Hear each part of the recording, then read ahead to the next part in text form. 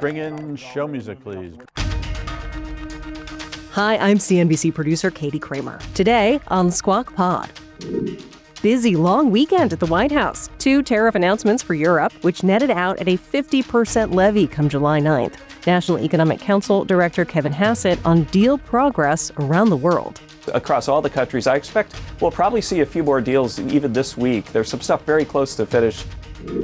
And what's really going on inside our economy? Investor Ray Washburn's businesses are varied. He's on the boards of Sunoco and Red Lobster. He's watching consumers across their wallets. Credit card debt, consumer debt is a big worry. I mean, it's at an all-time high. Plus, the rest of today's news that got us squawking. A record holiday weekend at the box office. President Trump's fight with Harvard takes a turn, and the tariff up and down changes Wall Street are watching. It's on a 24-hour basis that something can change. I do find myself getting to the point where I don't take anything quite as seriously. It's Tuesday, May 27th. Squawk Pod begins right now. Stand Becky by in 3, 2, 1. Cue it, please. Good morning, everybody. Welcome to Squawk Box right here on CNBC. We're live from the NASDAQ market site in Times Square. I'm Becky Quick along with Joe Kernen and Andrew Ross Sorkin. And a down week for the markets last week on news of those tariffs for the EU. Across the board, markets were off by about 2.5% last week. If you check out Treasury yields this morning, Treasury yields over the course of the last week were sharply higher. This morning, you will see yields pulling back. The 30-year is actually below 5%. It's at 4.97. The 10-years at 4.46 and the 2-years at 3.98, back below 4%. This is coming as yields around the globe sell off. There was a big move in the Japanese 30-year bond overnight that follows a report that Japan's finance ministry is considering offering fewer bonds at the long end of the curve. Last week, yields surged to record levels over concerns from a weak 20-year auction here in the United States and in Japan. And politics around a government stimulus program. You could see the Japanese 30-year moving down pretty substantially in yields. Again, there was a survey that took place where they asked some of the primary dealers, some of the buyers of bonds, what they would like to see at the long end. And the supposition is that Japan may not sell as many bonds, at least on the long end, as they had been doing. Japan's been doing the same thing we've been doing, which is issuing more on the long end at the same time that they are removing the central bank is not buying as many bonds as it had been before. So it's a supply-demand situation, and we'll see how this plays out. Let's give everybody a recap of what's going on here. Stocks fell on Friday. This after President Trump threatened to impose 50% tariffs on the European Union beginning in June. That was first. But then futures rebounded this morning after President Trump said he received a call from Ursula von der Leyen, who requested an extension on that deadline. He said that he had granted an extension to July 9th. Now, a spokeswoman told reporters yesterday that both sides agreed to fast-track negotiations and stay in close contact. One of the EU's top negotiators posted on X that he had good calls with Commerce Secretary Howard Lutnick and U.S. Trade Representative Jameson Greer. Markets in Germany and France then opened for trading yesterday, rebounded from Friday's drop. So I shouldn't say they opened yesterday. They opened today. It seems like it, yeah. Feels like yesterday. There's a lot of big 6 hours things. ahead. Yeah, that happened over the weekends. But there's a lot of big things that have to happen even in the next 6 weeks. Oh, yes. You're talking about 27 countries. The EU supposedly nowhere near some close. Of it. Yeah, and some of it has to go through 27 But what do you call a deal legislatures. at this point? Right. You could call a lot of things a deal, and both sides would say, gosh, isn't it great?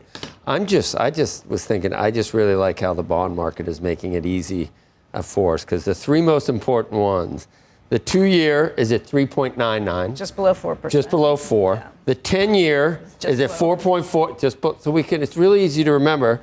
And then the 30-year, 4.97. Right. So I can even understand whether it's above or below those, right? Isn't it nice that they're all below today? But they were all above it. They were all above last week. The highest levels that we've seen in quite a while. But for simple people, it's just on a Monday, even though it's a Tuesday. 4.5%, below 4%. Yeah. Getting back in line. It's tariff stuff. Wouldn't it help to be a technical analyst now? I mean, like, why pay attention? Like, why pay?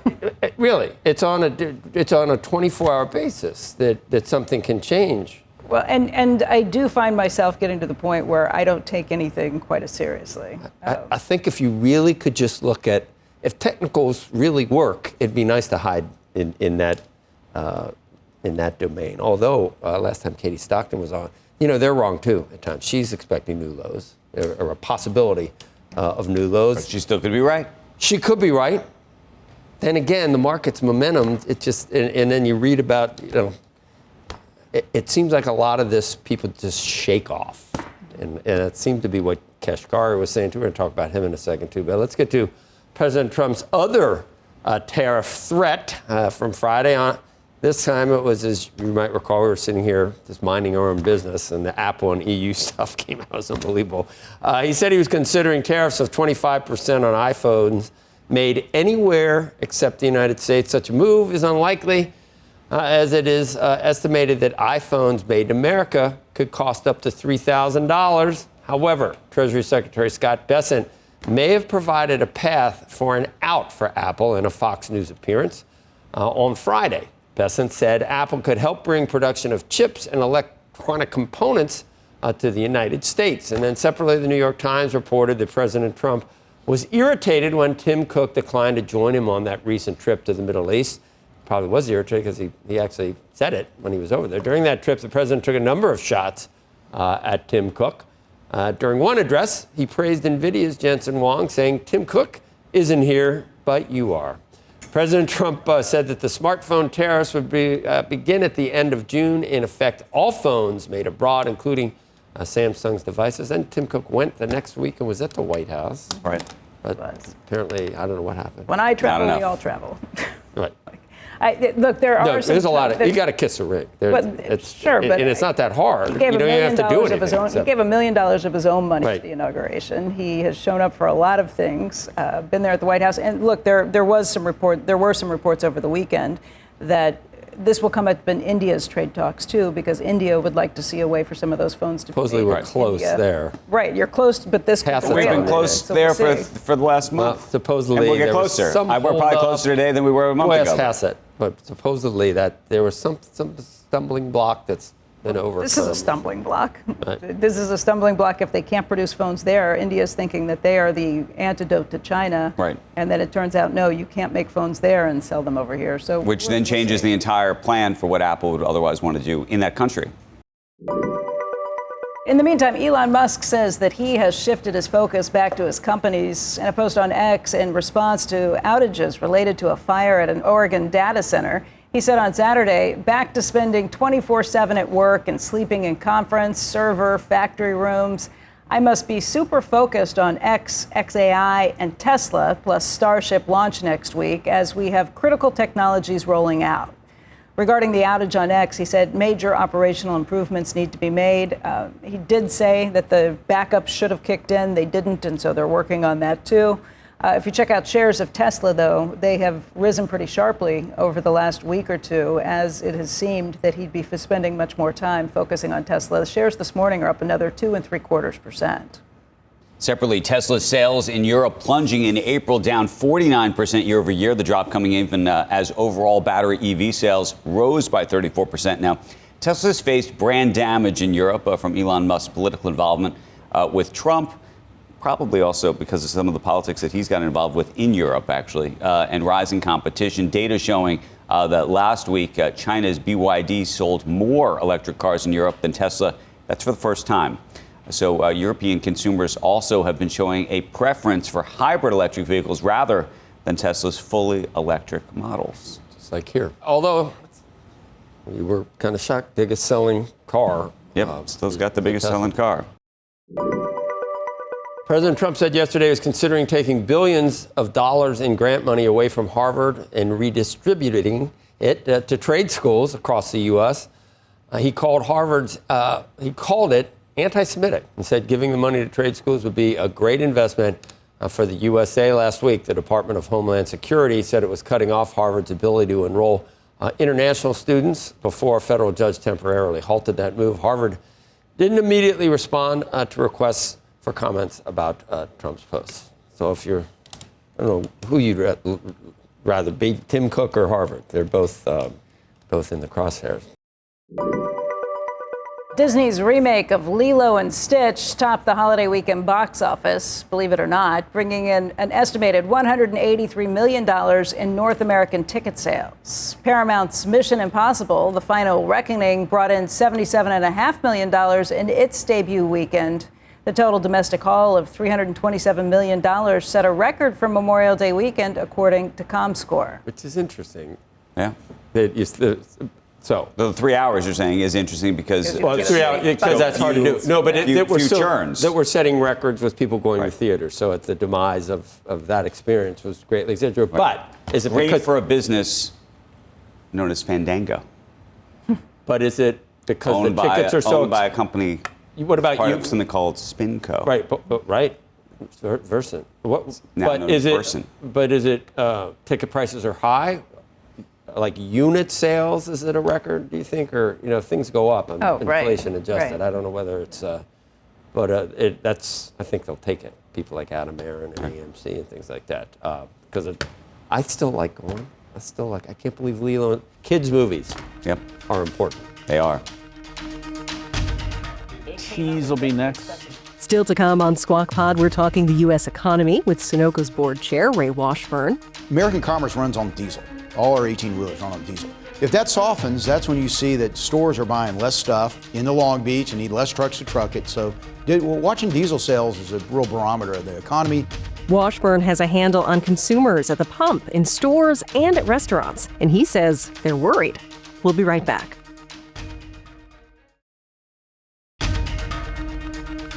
Welcome back to Squawk Pod. Up and Andrew, Q. You're watching Squawk Box right here on CNBC. I'm Andrew Ross Sorkin, along with Joe Kernen and Becky Quick. Join us now to discuss real estate, energy, tariffs, the state of the consumer, and much more. Ray Washburn, Vice Chairman of Gillen Capital, Gillen Property Group, Chairman of Sunoco, member of Red Lobster's board. Welcome. Thank you. Thanks for being here and on set. What's the Italian? No, it's Mexican, right? Mexican. Mi Cocina. How many of those you got? 27. 27 of those. Mm-hmm. Board or Red Lobster at this point? How did that come about? Well, Red Lobster, as you know, went through bankruptcy after that $20 all-you-can-eat shrimp fiasco they had. Yep. So Fortress bought it, and Fortress asked me to go on the board. We do a lot of business. So with you're on the Fortress. board for that. Chairman of Sunoco. That's right. If we want to talk energy, you can explain what's happening. Yeah, we're the largest seller of refined products in the United States, in the Americas now. And then you started, initially, you bought the best mall in Dallas, didn't you? No, in the United States. In the United, okay. Yeah. Well, Short Hills Mall. Wait a minute. Short Hills Mall is best in the United That's a mall. We're open air. Okay, you're open Yeah. there. But you bought that, and then you bought how many more at this point? Well, we own Holland Park Village in Dallas, Country Club Plaza in Kansas City, In which KC. is over 15 city blocks. Phillips Place in Charlotte, North Carolina. We've got a block in downtown Aspen, and so we've got different things around the country. Damn. You don't go anywhere it's not a great place, do you? No, I like to stay active. So let's talk. You've been active politically. Actually, you were actually is it in the Trump administration? Yeah. If you're No, I was a Senate confirmed. I was a CEO of the Overseas Private Investment Corporation, which merged with. Well, now it's called the DFC. Development Finance, and it took part of USAID and part of the State Department. You can comment on all the cuts there. I was a CEO when the Build Act went through, and so that was under my watch that all But happened. you backed, I think you backed Romney. You backed Chris Christie. I was Chris Christie's finance chairman in 2016. Yeah, finance chairman. Right now, you would say you're a big backer of President Trump. Yes, I'm a very big backer of President Trump. Okay, so what do you make of the backdrop being in all these businesses with tariffs and the big beautiful bill, Doge? How about give us a synopsis? Sure. Well, it's had us to really rethink a lot of our businesses in a good way. And I'll give you an example. Red Lobster, we used to source all of our shrimp from China, for example. We're the largest buyer of shrimp in the world. We've now shifted all that production in a fairly short period of time to India, Vietnam, the Texas Gulf Coast. And so that had us rethink our supply chain. So in that sense, that was a good thing. In Sunoco, on the energy side, the only way we're affected really is on steel prices for pipes and stuff, because we have 15,000 stations in the Americas, and pretty much everything we have is produced here domestically. What do you think of this latest? Were you surprised, U.S. Steel and Nippon, if that goes through? No, I just saw that on your. Who got to the president? I think Dave McCormick. Right. Senator. I want to go, though, on the shrimp side real quick. Yeah, sure. So you're moving stuff to, you said India and Vietnam. It's already moved. already moved. Yeah. And the Texas Gulf Tim Coast. Cook was planning to do that, and apparently that was not good enough. So do you think long term you're going to be okay? Well, we have to have the source. I mean, we don't have enough shrimp in the Texas Gulf Coast to feed all our restaurants. But what's that done to your margins thus far, and what do you think it will do long term? Well, long term, you've just got to squeeze margin out. You know, all of us have got parts of our business that 150% tariffs, obviously nothing works. You get down to 10% tariffs, you can find that in your businesses to squeeze out. What if it's 20 to 30% overall? You know, it's a challenge, for sure. It's a challenge. But, you know, the consumer at the end of the day isn't going to buy a, $50 shrimp plate. So, I mean, the business will figure it out. I think President Trump sees that, and as things slowly work their way through the system, he's going to understand what it takes to make the business work. Otherwise, we're not going to be selling much shrimp. But that means you just find another alternative? No, I think it'll work itself out this cod. summer. Okay. I think he's going to find compromise in a lot of ways. You know, the first thing he put out there was a big blanket deal. Now they're negotiating down the different parts of it. Do you see an eventual payback to the near-term pain that we felt maybe with the tariffs? Do you think it resets global trade in a positive way for the United States? Are you a believer? In a positive way? Yes, I think so. It brings something. We have to rethink a lot of the ways we do business, too. And I think the tariffs have forced that to a lot of us. For example, our restaurants, we source all of our to-go packaging, things people don't think about. Bags, plasticware, all those kind of things that you get are all from foreign places. And so those things have doubled, tripled, quadrupled in price. So we're having to find suppliers closer to onshoring. I think it's going to bring a lot of business. When I was running the Overseas Private Investment Corp, we finance a lot of companies in Central America, the Northern Triangle, Colombia, places like that. It's going to bring a lot much closer to the shores of the United States. But you think we'll get it back here? I think we'll get some of it back here. A lot of it is so labor intensive. It just, with our labor laws in this country, it's difficult to do anything. For example, our shrimp, a lot of it's hand breaded. So you have a lot of people dipping. Right. And at minimum wages here, you just can't, it just doesn't work. So interesting. Yeah. No, it's so interesting. Hand breading shrimp. Yeah. Right. No, but what do you do about that? I mean, do you think robots are ultimately going to be doing this for us? Hand breading shrimp? That's what I'm saying. Sure someone will figure that out. I don't know if Elon Musk is going to have his robots, doing the shrimp. Right. Well, if they do, then we absolutely can bring it back here. You're from Dallas, and I know you know Kyle Bass. Yeah, he's Kyle's a good friend. Good friend. China Hawk. You a China Hawk? We doing the right thing? How should we approach that? And should there be permanent high tariffs with China to decouple or to just? Well, we're able to move, again, a lot of production, a lot of things away from China. It just takes Should we be doing that? Things are so cheap there. We should be doing that. Oh, absolutely. We should be doing that. Because of their designs on global dominance that the Chinese seem to have. But the other countries like India, you go throughout Africa. I mean, the one thing I learned running Overseas Private Investment Corporation was so many pockets of labor in other parts of the world that just been untapped. I mean, you go down to South America, to Brazil, Argentina, those countries. I mean, there's an incredible amount of labor. Ray, how did you think? We're trying to figure out why the market has been so resilient. If we hadn't had this sort of hiccup with tariffs and all the word, that some of the stuff's good. Deregulation is probably positive. The Biden economy, if you did back out some of the inflation, and maybe it's pandemic related, maybe it was too much spending, but other than that, jobs market remained very strong.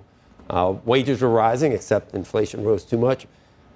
Are we going to go into a really positive economic cycle, do you think, if we get beyond? Well, credit card debt, consumer debt is a big worry. I mean, it's an all-time high. This is what we want to hear. So that's something. Yeah, credit card debt's an all-time. So in my three main businesses, call it retail, shopping centers, restaurants, and Sunoco, gasoline sales.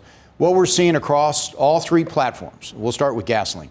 Gasoline right now, sales are soft compared to last year. Why? A number of things. One is refinery capacity is 92% right now in the second quarter, high 80s. Well, they're pushing so much gasoline onto the market, the consumer has slowed down their driving. So all of a sudden we have too much supply on the market. So is that good or bad? Well, even with cheaper energy prices, gasoline hasn't been as cheap because refinery hasn't met the demand. The refineries are continuing to pump it out because we haven't had a major disruption in the refinery. There haven't been a hurricane, big fire, explosion, something like that. So the refinery business is all out right now, okay? None have gone down for big maintenance. And so that's putting a lot of supply into the system. Okay. Okay, A. B, the consumer is out there. A lot of them are just they're scared right now. There's a lot of kind of stagnation going on. So I think a lot of people. What are they scared of? Tariffs?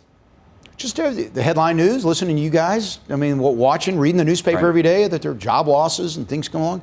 They're scared of their jobs. So they're driving less. EVs have come into about 4% of the market. 4%. And what do you think that grows to? I don't know. The problem is a lot of people are kind of scared of EVs and like, I rent one or I get one. Am I going to be able to charge it? And so I don't know where. If you have to drive farther than a couple hours, you don't. The thing is, we're one of the largest sellers of diesel. American commerce runs on diesel. All our 18-wheelers run on diesel. There aren't electric diesel trucks. So that's good for your business. That's good for our business. So when you see distribution of goods around the country, that got to be fueled by diesel. So that's strong for us right now. But if that softens, that's when you see that stores are buying less stuff into Long Beach and need less trucks to truck it. So watching diesel sales is a real barometer of the economy. Right now, it's about equal to last year. It hadn't gone up, hadn't gone down. It's just about soft. So I guess I would say, do you see any benefits yet to deregulation that President Trump promised? Well, we're also involved in community banks, and Okay, talk about them too then. Well, the community banks being banks kind of the sub $20 billion size. I'm a large investor in that space. The M&A activity has been almost zero for the last 5 years in that space. There needs to be a consolidation of our banks. We have too many banks in this country. And so you haven't been able to do it under the previous administration. So this could happen. This is in the future.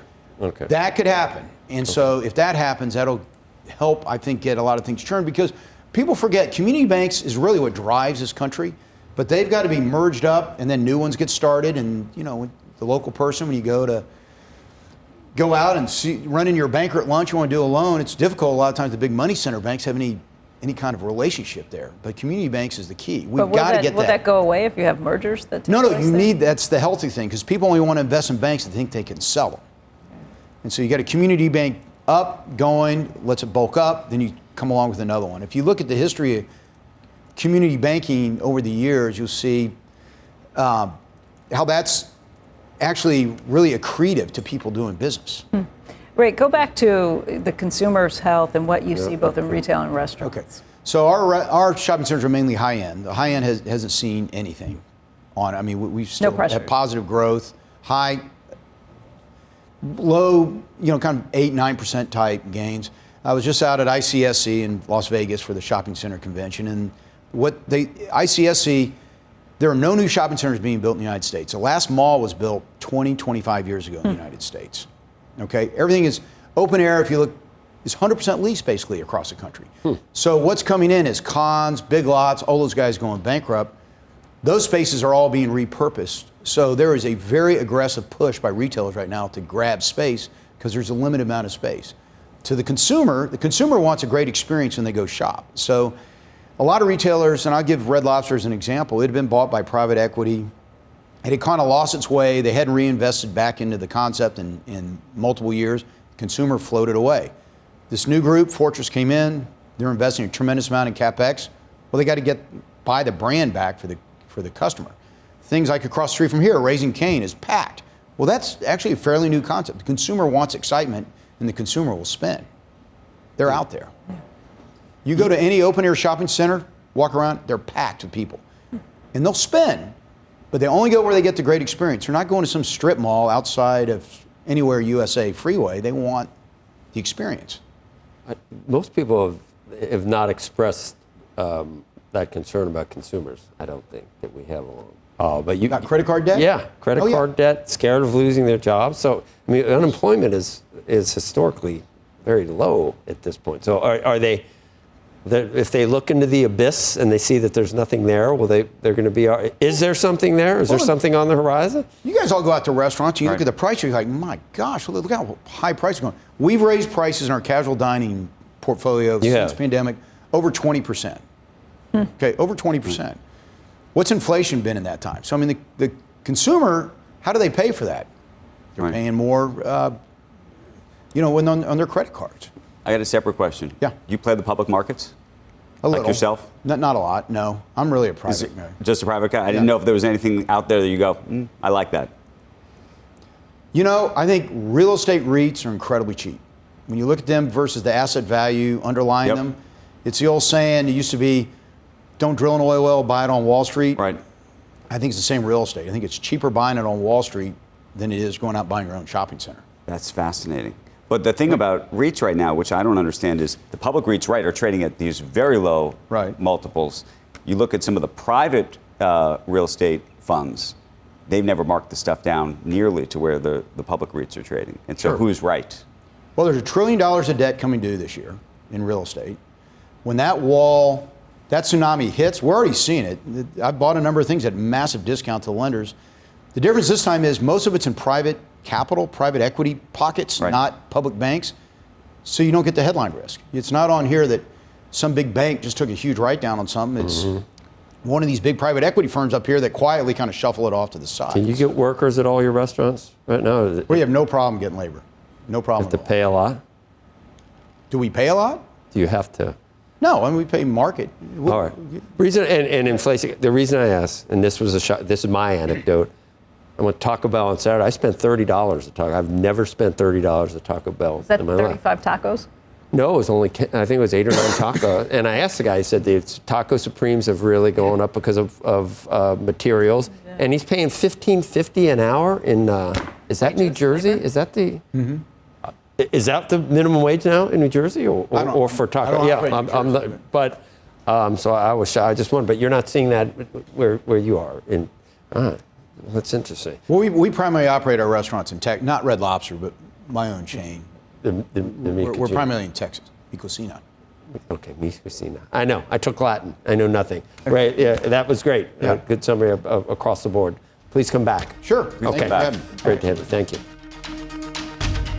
Coming up next on Squawk Pod, the president's war of words against Apple CEO Tim Cook has escalated to impacting tariff policy. Could it lead to a $3,000 iPhone? White House top economic advisor Kevin Hassett joins us. We'll see what the end game is, but we don't want to harm Apple. And in the end, if you think that Apple has a factory someplace that's got like a set number of iPhones that it produces and it needs to sell them no matter what, then Apple will bear those tariffs, not consumers. This is Squawk Pod. Up and Becky, Q. All right, welcome back, everybody. Let's get to the latest with President Trump's broad spending and tax cut bill. Over the weekend, House Speaker Mike Johnson urged his Senate colleagues not to meddle, in his words, with that bill too much. But fiscal hawks in the Senate have signaled that they will not support it in the package in its current form. In an interview on CNN, Republican Senator Ron Johnson said that he thinks there's enough GOP opposition to the bill's current form to stall its progress and make changes. He urged President Trump to get serious about spending reduction and reducing the deficit.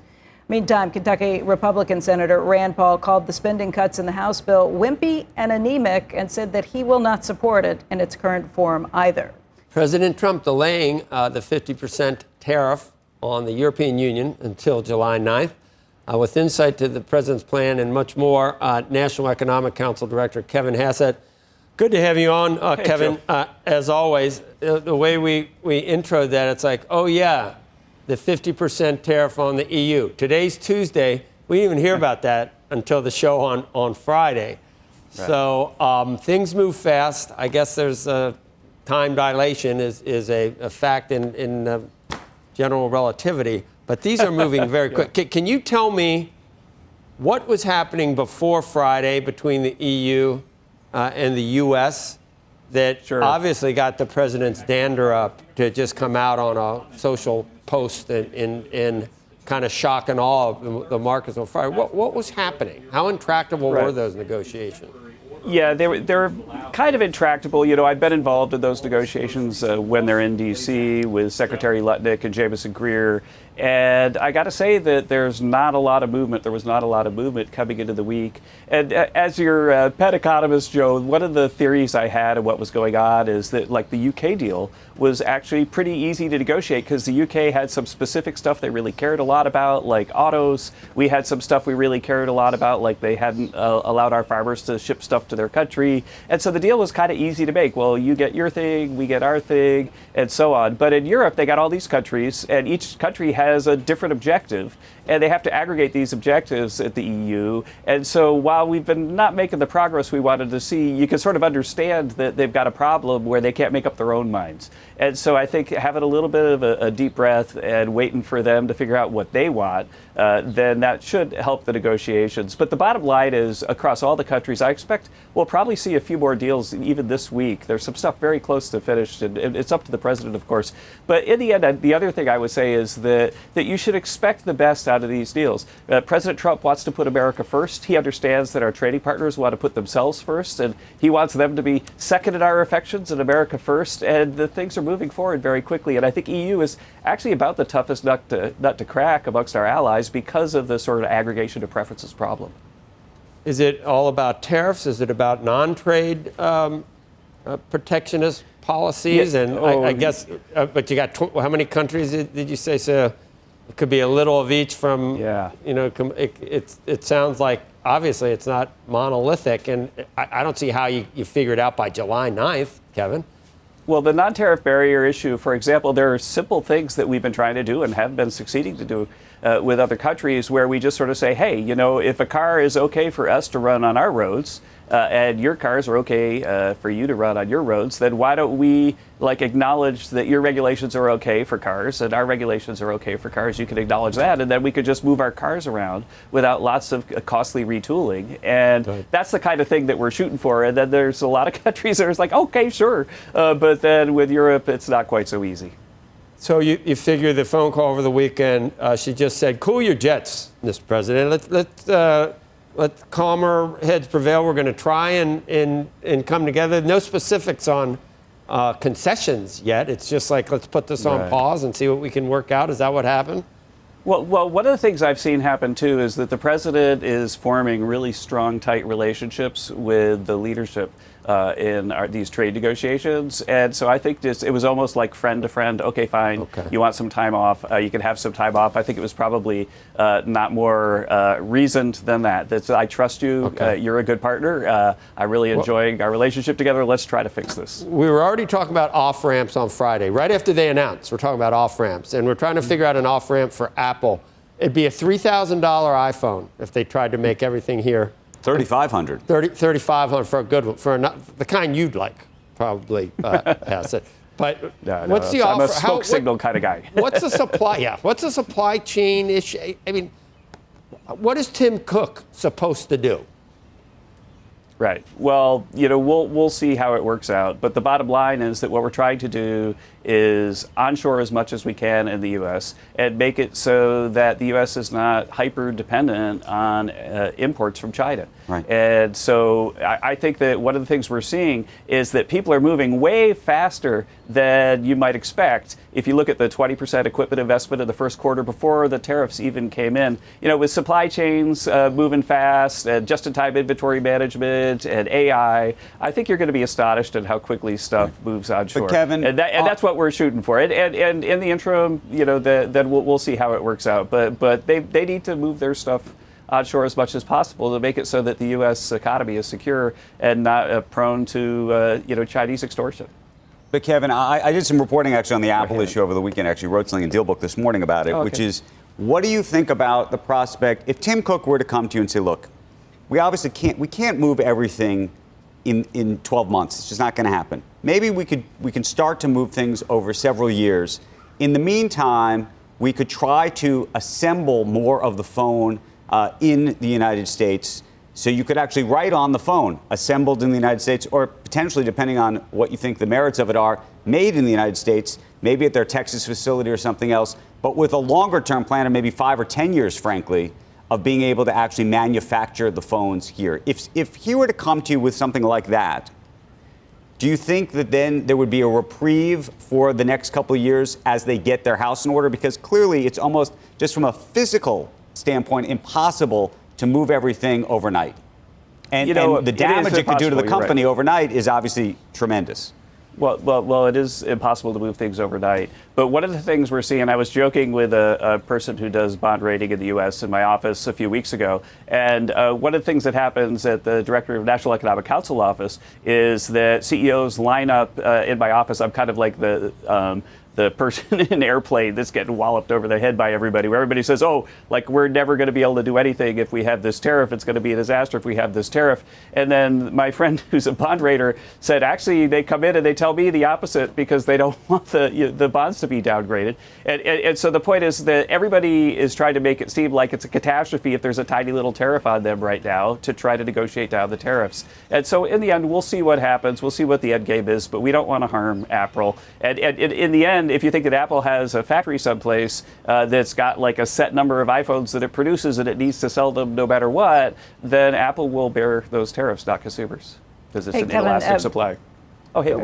We had Ray Washburn here earlier. Not only is he a big industry leader, he served in the first Trump administration. He said, look, 8, 9, 10% tariff, business can figure out. They can find ways to do those margins. If you get above that, 20, 30, even 50%, well, that's not the case. So are you thinking eventually tariffs will get down to the level that businesses can negotiate within, 10% or less? Or do you think that a lot of this is going to be paid by the American consumer, too?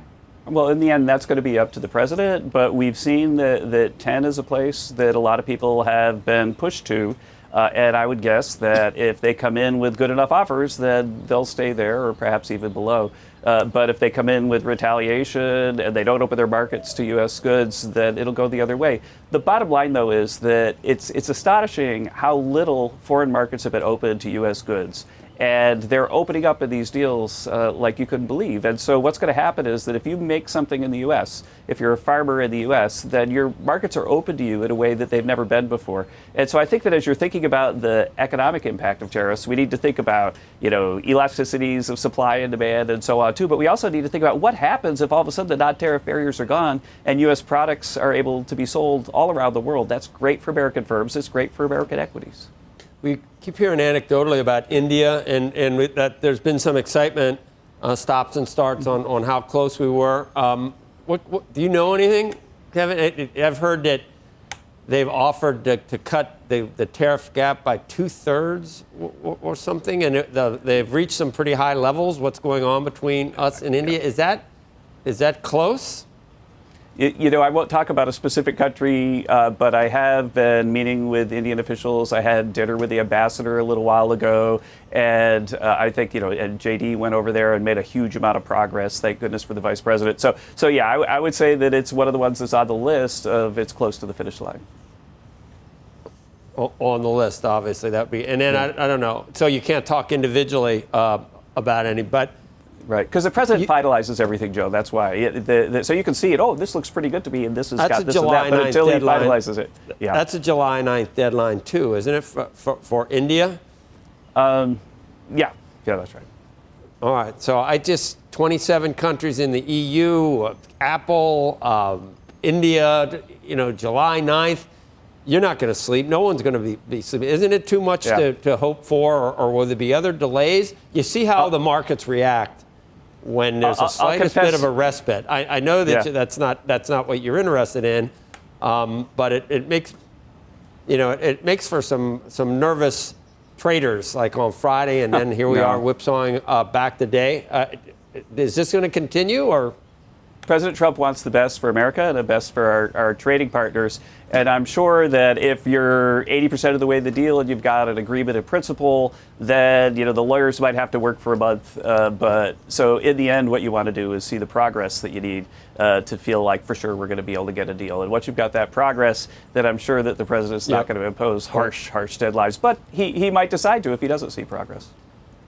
The underlying economy, has it surprised you that it seems to shrug off an awful lot of things? Or, as you put your economist hat on again, is it coming? Is there some weakness in labor market coming? We just heard Ray Washburn also talk about credit card debt, and the consumers are a little bit worried.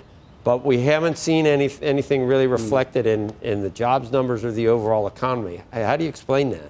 Right. Well, the hard numbers have been very strong. Even if you smooth through the weird import thing in the GDP release, we have really, really strong job numbers. We've got inflation heading down towards the Fed's target, and this is before the tax cuts come in. I think that one of the things we talk about taking uncertainties off the table, the Council of Economic Advisors has estimated that if the House hadn't passed the tax bill, that it would have been the biggest tax hike in American history. And that big tax hike, the biggest tax hike in American history, would have cut about 4% off of GDP growth. We'd have had a recession. And so if you look at the CBO's own estimate, if you have a recession, that reduces revenue by about 1.5 times the percent change. The elasticity is 1.5. So it's a 6% decline in revenue. That's maybe about $300 billion decline in revenue just this year with a recession. But it didn't happen despite no Democrat voting for it because the House passed that bill. I think markets were worried, are they going to not pass the bill? And now it looks like I think that markets are starting to going to want to price that in because the Senate's making a great deal of progress. The gap between the Senate and the House is not enormous. And then once that big, beautiful bill is passed, then I think that we're off to the races. If I have a vacation plan between July 4th and July 9th, I mean, you got a few things that's lots happening that week, isn't it? Yeah. Yeah, well, I did have one good night's sleep this weekend. I really did, I promise. No, we hope. You got the July 9th tariff stuff. Yeah, July 4th, you got the big, beautiful bill promised right. by July 4th. Things don't happen in July, usually. I don't know if I'd plan a vacation the following week. The following, yeah, when nothing happens. No, there'll be a recess in August. The recess matters in Congress and in elementary school. So, okay, I'm keeping it then. And sometimes they think they're the same thing. Exactly. All right, Hassett. Kevin, okay, thanks. Good to see you guys. Thank you. All right, good to see you. Thank you. And that's the pod for today on this first day of a short week. One day closer to Friday already. Squawk Box is hosted by Joe Kernen, Becky Quick, and Andrew Ross Sorkin. Tune in weekday mornings on CNBC at 6 Eastern to get the smartest takes and analysis from our TV show right into your ears. Please follow Squawk Pod wherever you get your podcasts. We'll meet you right back here tomorrow. We are clear. Thanks, guys.